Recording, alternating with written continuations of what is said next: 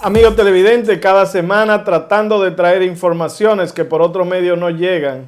Y esta noche tengo un invitado que ustedes conocen porque cada año pasa por Nueva York y siempre quiero que venga al programa a hablar de temas que son importantes para ustedes, para recordar de lo que ha pasado en la historia, de lo que sucede. Y esta noche mi invitado especial es el señor Porfirio Valdés, que cuando anda en Nueva York siempre le pido que venga al programa. Porfirio, gracias una vez más por venir a este programa. Luis Jiménez presenta.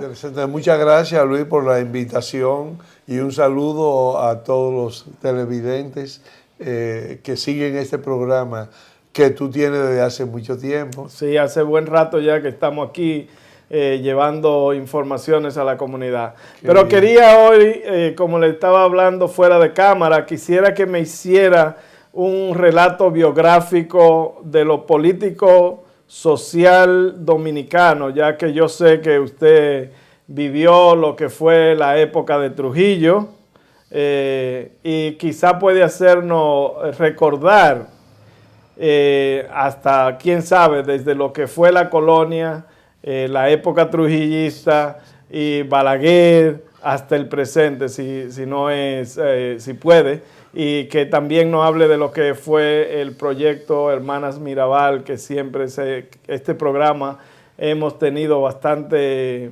intervención, tratando de llevar las informaciones. Bueno, realmente yo estoy aquí como quien dice, me tiré sin paracaídas.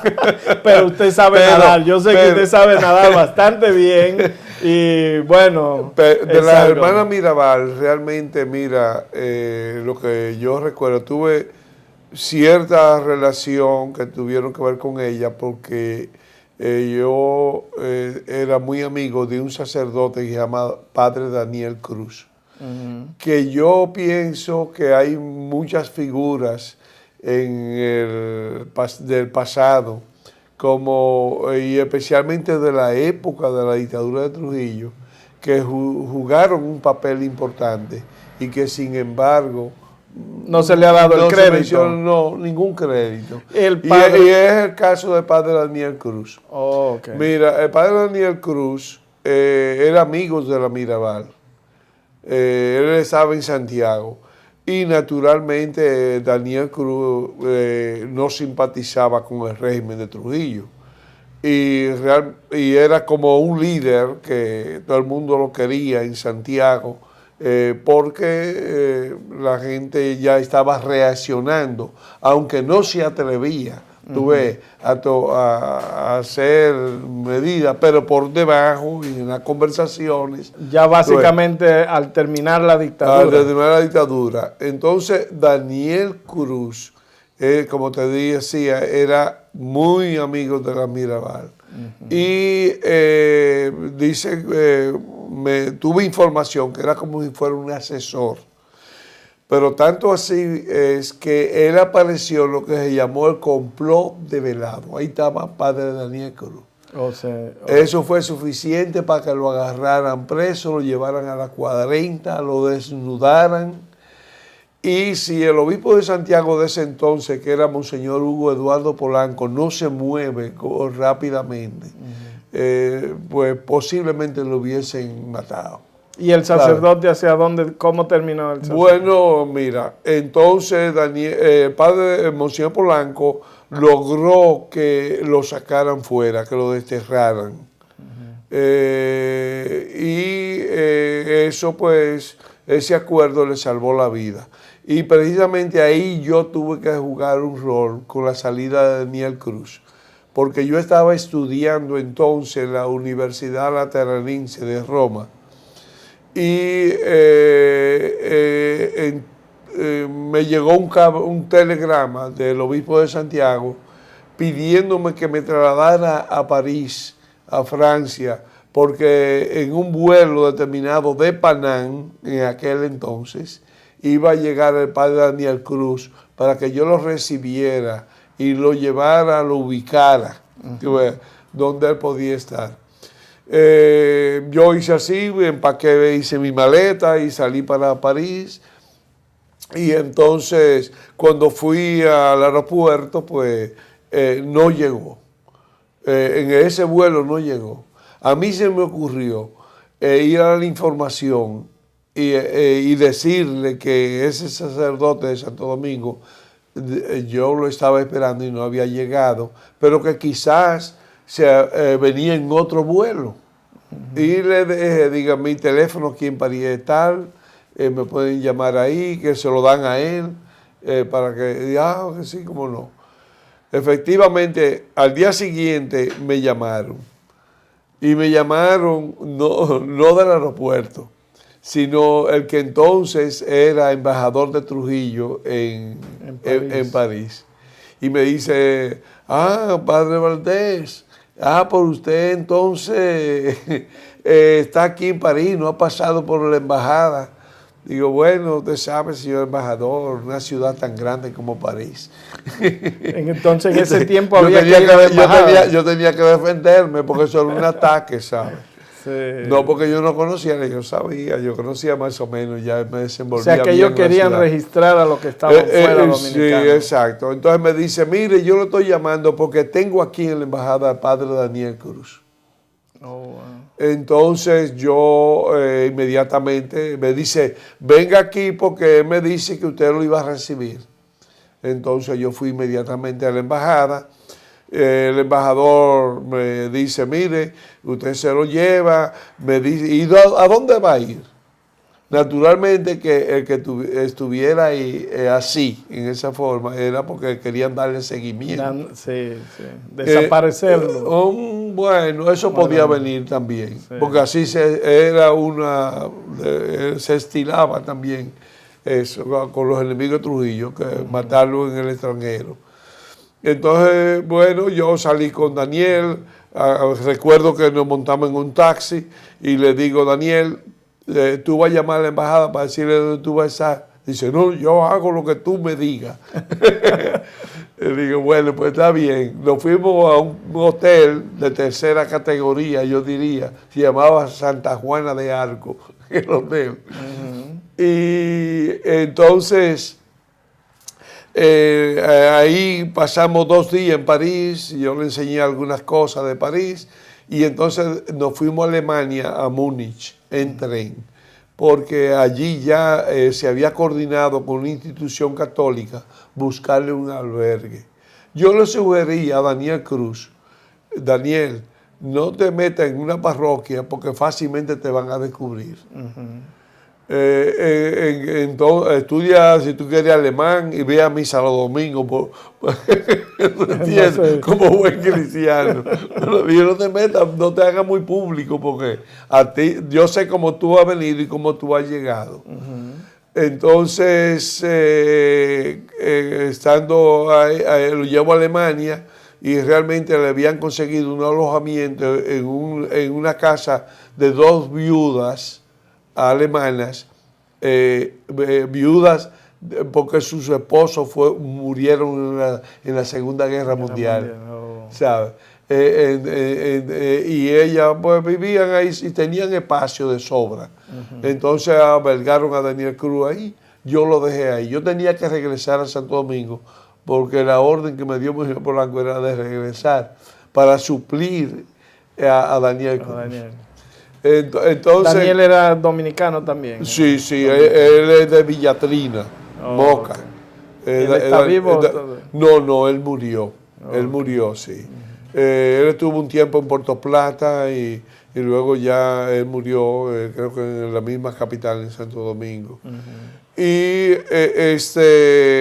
cuando estoy aquí en Nueva York, me paso una semana aquí en Nueva York y llego al aeropuerto, él me había dicho que a él lo trajeron de Santo Domingo aquí para montarlo en el avión y que le cambiaron el vuelo para que el embajador fuera que lo recibiera. ¿Tú entiendes? Todo estuvo arreglado. Sí, fue arreglado. Sí. O sea que eso no lo conocía Polanco, que le habían cambiado toda la ruta. Entonces, cuando estoy en el aeropuerto, el mismo señor que en Alemania me había dicho Daniel Cruz, que lo trajo hasta Nueva York, estaba ahí y me vino a saludar, decirme, señor Porfirio, a las órdenes, a las órdenes. O sea, que lo estaba esperando a usted también. Me estaba esperando a mí. Bueno, entonces yo recuerdo que le puse una tarjeta inmediatamente, antes de salir el vuelo, le puse una tarjeta a Daniel, digo, el mismo que te trajo, ese me está mismo llevando a mí. Y yo no sé cómo dieron seguimiento, porque yo pasé una semana aquí. Sí, sí. ¿Sabes? Y sin embargo me dieron seguimiento. Pues esas son parte de la historia, diríamos, un capítulo que hay en la hermana Mirabal, las relaciones que tuvieron con ese sacerdote, que realmente se enfrentó al final con la tiranía, la situación de injusticias que había, y a ese movimiento que había, él simpatizaba con él, y parece que por ese motivo tuvo relaciones con la hermana Mirabal. Yo tengo otro recuerdo que fue el día que la mataron. Yo estaba en Santiago y recuerdo aquella tristeza y aquel silencio y aquella rabia interior de todo el pueblo. Es más, yo creo que ese día se maquinó y se comenzó a decir hay que matar a Trujillo. Sé que por muchas cabezas pasó eso. Porque estaba incontrolable. Pero las razones que tuvo Trujillo para hacerla desaparecer, ¿cuáles serían las razones reales? Porque hay muchas historias, hay mucha historia ficción. Yo he tenido personas que vienen aquí, incluso tuve al señor que era el chofer, el que fue testigo de que no fue un accidente, sino que fue un asesinato. Tenemos nosotros también eso. Un chofer que pasaba, porque el chofer que la llevaba a ella. No, el chofer que pasaba. Lo mataron. Sí, el chofer que pasaba. Claro, a ese señor no lo mataron porque él vino para acá, la Interpol lo sacó de República Dominicana. Sí. Y él aquí, yo lo tengo grabado, lo que él decía de todo lo que pasó. Y él no habló, no sé por qué no quería dar todos los detalles, pero él murió ahora también. Pero es algo que siempre se queda algo. ¿Y qué te informó él de él que vio? Y que creo que el chofer lo detuvieron los guardias, ¿verdad? No, a él no, porque él estaba manejando un camión mismo del Seguro Social o algo así similar, no sé. Y él, cuando él se paró, los militares que la iban a matar lo hicieron seguir. Pero él sí tuvo chance de identificar a ambas. Y cuando una se le paró al frente diciéndole, no, nos van a matar los calieses. Una de la Mirabal. Una de la Mirabal, sí. Él menciona en los tapes están. Sí, esa. Pues mira, ese es un testimonio que no se conoce. Lo estamos pasando a través del programa en este momento también, él hablando mientras nosotros hacemos el análisis que estamos haciendo también. Sí. Qué bien. Así que el pueblo sabe, ya lo hemos hecho en varias ocasiones. ¿Tú vas a poner eso en internet? También lo voy a pasar para el internet, así que lo puedan mirar allá en República Dominicana y que usted lo pueda reproducir. Bueno, ese es un testimonio también muy valioso, porque fue un testigo ocular que vio y además ese hecho de que una de las Mirabal saliera a la carretera pidiendo como auxilio. No, diciéndole completamente, lo menciona y la comunidad lo va a escuchar, en donde él está hablando de que ella le pidió auxilio y le dijo que la iban a matar. Y que donde él hace la historia de haber ido donde el fiscal al día siguiente a decirle al fiscal de que eso no había sido un accidente, sino había sido un asesinato. El fiscal lo hizo ir de la casa, le dijo que se fuera, él se fue a la capital, fue a Radio Televisión Dominicana, hubo grabaciones, hubo actas y cosas que luego se perdieron, luego se desaparecieron. Bueno, uno no puede decir que son la causa solamente de la muerte, que tú preguntabas antes cuáles serían las causas, los motivos. Realmente los esposos, Manolo y estaban presos los esposos de las dos Mirabal en Puerto Plata. Claro, ellas iban a visitarlo. Sí, sí. Pero él estaban presos porque no eran enemigos, Manolo, especialmente el líder del movimiento del 14 de junio. Recuerdo a Manolo muy bien. Yo conversé con Manolo en la Catedral de Santiago. Ese es un hecho que tengo, recuerdo, cuando él, después de la muerte de Trujillo, fue a inaugurar un local del 14 de junio. Y él pasó por la catedral para invitarme. Y estuvimos conversando, ¿verdad? Recuerdo el tema que conversamos. Sí, pues fue político en cierta forma, pero era la visión social, el derrotero que podía seguir la República Dominicana. En ese entonces, ¿verdad? Desde luego, el sistema comunista tenía una imagen bastante positiva, yo diría, en la gente. Y muchos se inclinaban por el socialismo y eso, y entonces también estaba, diríamos, comenzada la Revolución de Cuba, y en cierta forma había mucha gente con esa tendencia realmente. Claro. Entonces yo y Manolo conversamos, digo, Manolo, hay un capitalismo salvaje que desde luego hay que eliminarlo, sí, sacarlo. Pero en mi opinión, le dije, la libertad es parte del ser humano. Sí. Entonces hay que saber combinar bien la búsqueda de lo que puede ser la justicia social y de que realmente los bienes se compartan y lleguen a y que todo ser humano pueda tener aseguradas las necesidades básicas, como es la alimentación, la salud, la educación, etcétera. ¿Tú entiendes? Hablamos en ese sentido. Yo lo acompañé al local, en la calle Sánchez, creo yo que estaba en Santiago, ese local. Y en el camino, naturalmente, se reunió una cantidad de gente y de juventud detrás de Manolo, y uno de ellos gritó, ¡viva el socialismo! Y él dijo, le hizo así con la mano. No haga eso, sí, exacto. Exacto.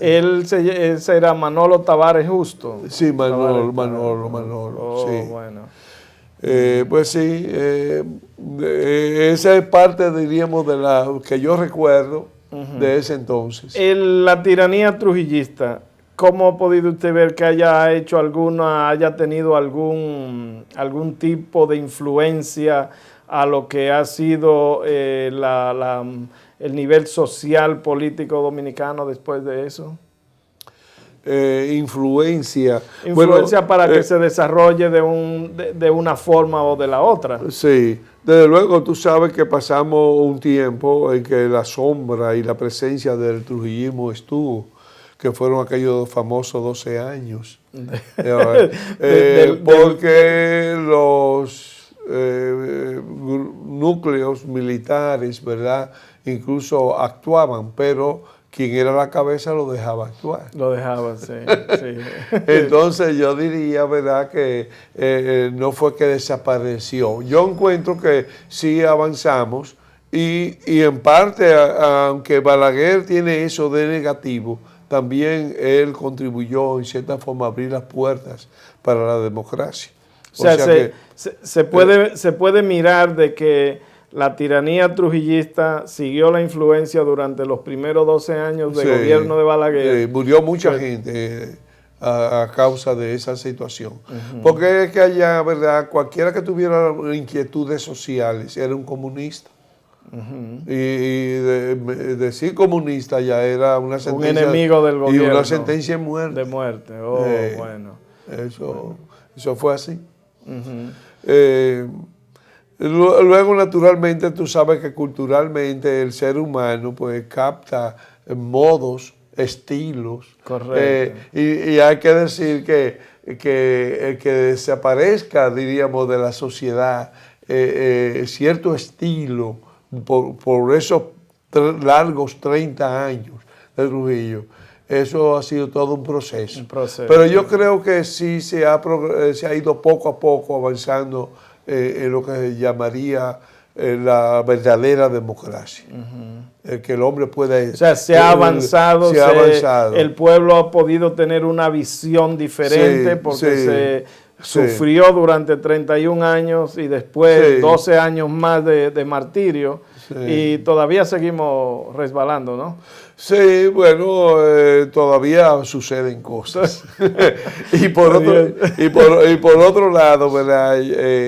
Tú ves, yo creo que muchos líderes políticos no han sabido hacer bien el papel, porque a veces tú notas que dentro de los mismos partidos no hay una verdadera democracia. Bueno, pero podemos ver el Partido Reformista, no han crecido ningún líder, ¿no? Sí. Porque Balaguer lo agarró, duró ¿cuántos años después de Trujillo? ¿Y quién están ahí que puedan visualizarse? Pero yo más que hablar de líderes, ¿verdad? Porque yo creo que ese estilo ya también desaparece. Yo creo que el equipo, como el partido como equipo, para trabajar, ¿tú entiendes? Okay. Naturalmente que en toda organización se necesita una cabeza, se necesita un coordinador, pero a eso me refiero, que en muchos partidos existe a veces una dictadura dentro de ellos mismos. ¿Tú entiendes? Sí. Bueno, es algo que yo considero que es social. Si miramos aquí hace poco, unas 2 semanas, entre grupos árabes hubo un pleito en una iglesia por poder también. Estaban cambiando presidente y hubo un pleito de guerra con armas, no de fuego, pero hubo equipos que fueron, y eso también lo vamos dentro de lo que es el programa, vamos a insertar esa partecita que está sucediendo, que es la lucha por el poder. ¿Quién debe estar ahí? ¿Cómo debe ser? Ahora, mirando todo esto, la política actual, donde este año que viene hay elecciones en República Dominicana. Sí, hay elecciones. ¿Cómo se visualiza ahora escuchamos los que vivimos aquí en Nueva York, escuchamos la convención del PRD y el lío que se armó allí. Sí. Entonces ahora vendrá la del PLD y qué irá a suceder allí. ¿Cómo usted, que vive en República Dominicana, ve el desarrollo político social de allá? ¿Cómo lo mira? Bueno, mira, precisamente ya el PRD, quiera que no, tiene definido quién es el candidato. Sí. Eso está definido. Pero por el lado del PLD, ellos tienen varios que realmente pueden tener la capacidad para dirigir el país. Incluso la primera dama se ha hablado. Ya dijo que no va. Ya dijo que no va, sí, anoche ya dijo que no va. Que no va. Sí. Pero realmente encuentro que el gobernar, el dirigir una institución, sea política o todo el país, es un asunto de equipo. Y que lo que tiene que tener, ¿verdad?, que el que esté coordinando todo, realmente es un espíritu democrático para dejar actuar cada cual en su área que esté trabajando y naturalmente estar vigilante, etcétera, etcétera. Porque naturalmente ahora mismo lo que el pueblo más comenta es que muchos se aprovechan y es porque hace falta quizá un poco de alar la jáquima, como decimos, alar la soga, ¿tú entiendes? Y se aprovechan de la política y viven de la política y hay corrupción, ¿tú entiendes? Entonces yo encuentro que hay que avanzar en eso. Desgraciadamente es algo social, porque aquí pasa lo mismo, a todos niveles sucede y vemos los políticos cómo se aprovechan. Pero antes de que terminemos, ya que estamos terminando el segmento con usted, me gustaría que mandara un mensaje a la comunidad hispana en general y especialmente a la comunidad dominicana, que siempre estamos mirando lo que sucede en República Dominicana. Bueno, yo tengo una gran admiración por la comunidad dominicana aquí en New York. Y es porque realmente yo noto, ¿verdad? Y uno lo puede palpar y que ellos no han olvidado sus raíces ni olvidan su país. Yo creo que eso es algo muy positivo. que aunque estén aquí, todo pueblo tiene su cultura. Estados Unidos es un pueblo, ¿verdad?, formado por inmigrantes desde un principio, ¿sabes? Que si de Inglaterra, que si de Irlanda, que si de donde... Y el ejemplo está el presidente que tenemos, porque es medio americano. No, él es americano completo, pero su papá no es... sí, eso es un éxito, ¿tú entiendes? Correcto. Que tenga un papá nacido en Kenia. Debe ser un ejemplo para la comunidad nuestra, de decir, tenemos un presidente que es primera generación americana, y llegar a ser presidente. Yo creo que este es un gran país, y creo que nosotros los dominicanos debemos, si estamos acá, pues dar el buen ejemplo y ser observantes de las leyes, ¿sabes? Acostumbrarnos a respetar la ley, porque eso es lo que aquí se inculca y eso es lo que aquí se vive, y eso es parte de la democracia también. Bueno, bien. Gracias, Porfirio, por venir, y quiero también resumir a la comunidad. Lo que Porfirio acabó de decir final es: involúcrese en la política local aquí en Estados Unidos, porque usted está aquí y las decisiones que toman nuestros políticos nos afectan a nosotros. Así que vaya a votar este 2012 que vienen las elecciones, presione a esos representantes, a Obama, que nos haga la reforma migratoria, que hagan algo por esto ahora, ¿verdad? Sí. Porque es algo que se necesita. Y usted, amigo televidente, esté presente siempre en todo lo que es activismo comunitario. Vaya a las reuniones del precinto y vaya a las reuniones de la Junta Comunal, y involúcrese en la sociedad, en la iglesia y todo eso. Luis Jiménez Presenta, no cambie de canal porque hay mucho más.